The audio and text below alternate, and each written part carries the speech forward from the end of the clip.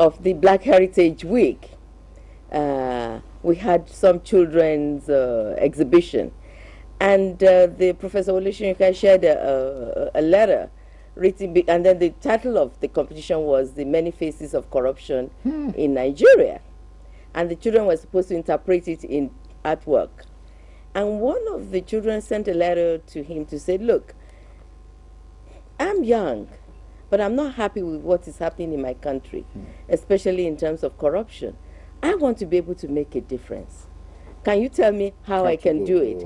Or that I want to do something about it. Can you give me a platform by which I can make a difference?" Now, he's right. And I'm talking about, that was about a 7-year-old child. So we don't have all the answers. I agree totally, we were part of the problems. But if you have an answer and you want to tutor us so that some of the positives we know, things we know, we can impact on you, but that does not mean you should take it hook, line and sinker. You can also correct us and tell us where we've gone wrong. And we should be able to interact with one another, correct ourselves if we can still, because I think we are dry fishes now. But I agree totally, we are part of the problem. You must make us know it. But there are still some positive things that we have achieved that we can impact on you. And where we're doing something wrong, please draw it out immediately. I'm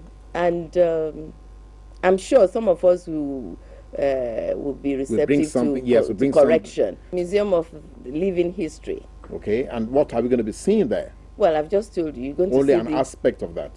Just an aspect. You're going to see the valleys of the king. Okay. And this is going to be, it will be a living history museum. Okay. And that I'm quite excited about. Now, but my foundation has been around for so long, and we have we've been doing the little bits we can within our own resources. We have a program with you, the National Pride Program, with NTA. It's been on your table for so long. It's supposed to be a mentoring program by which you gently coerce people into thinking right, into thinking about what can I do for my country, into having the love of country in your heart, into when you hear your national anthem, you actually grasp the meaning of it, and you listen to it, and sometimes you want to cry because you are so emotional, you want to do something about your country. You have to have programs like that to motivate the young, to tap the conscience of the elder. Without that, we all be rolling like a stone that gathering no moss.